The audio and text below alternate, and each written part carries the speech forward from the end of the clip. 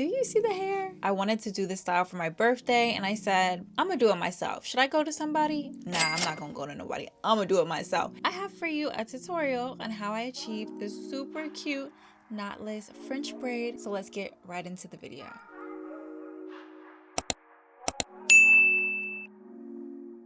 Starting off, my hair is freshly washed and blow dried with a little trim. Girl, I know the ends are fry dried laid to the side, that's why I'm growing it out. But moving on to pre-sectioning. Now, for the mirror placement, I have a mirror in front of me and in the back of me so that I can see myself parting in the mirror. It is flipped, but the more you do it, the more you get the hang of it. So when it comes to pre-sectioning, I start off parting my hair into two sections and twisting one side up and out of my face. Starting down the middle and separating one section is less intimidating. And for me, I like to part one side at a time and compare it to the other side. To part my hair, I'm using a brick pattern.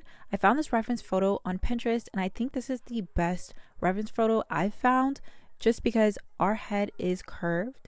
And so it's kind of hard to do certain brick layers with a curved head. So this is not the exact pattern that I use. So I've been doing my hair for a while, so I'm pretty used to this pattern, but this is a good reference photo if you're just starting out and you want to learn how to part your hair efficiently. The bottom of your head, it doesn't really have to be perfect. Usually I do 2 boxes, but it doesn't matter what you choose to do. And then I loosely twist my hair to lock in that section of hair, and then I repeat it all around my head. Like I said, I do one section at a time to compare it to the next section. I didn't use any gel when it came to pre-sectioning my hair, but I did use gel when it came to actually feeding in the synthetic hair and completing the braid. Let's open this pack of hair. This is the hair I'll be using. I got it in the color 4B.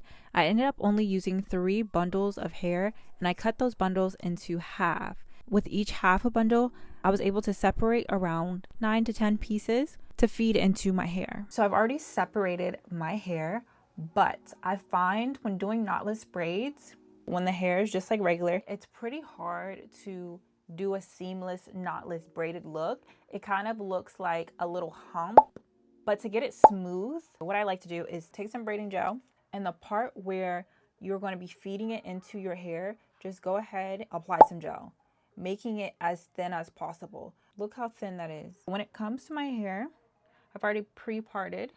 I'm gonna part my hair in 3 sections with a comb. I'm gonna use a rat tooth comb. So I braid my hair around 3 times.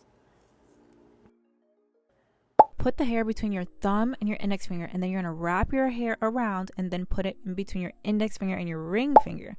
Now, you have 2 pieces of hair that have synthetic hair and 1 piece of hair that doesn't have any synthetic hair to it, but you're gonna add hair later. So now you're gonna continue the braid and do it again. Repeat the step. Put the hair in between your thumb and your index finger, then wrap it around and then put it in your index finger and your ring finger. So then you're going to take a small piece of synthetic hair out of the braid, tuck it behind your ear or clip it back and just continue the braid because we want those wispy synthetic pieces out so it gives a nice little curl and gives some body to the braids. I probably will speed up the video so that you can see what I'm doing. It's pretty much repetition, so again, I'll do it one more time or a couple more times so that you can see. So grab your hair, wrap it around your thumb and your index finger, then you're going to wrap the hair around your index finger and your ring finger and then continue on the braid. I braid overhand, but if you braid underhand, I'm so sorry. You're going to have to go to another video. I don't have the solution for you.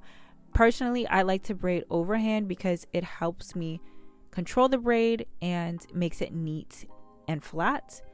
But if you prefer to braid differently, I would definitely suggest somebody else going to have to help you out.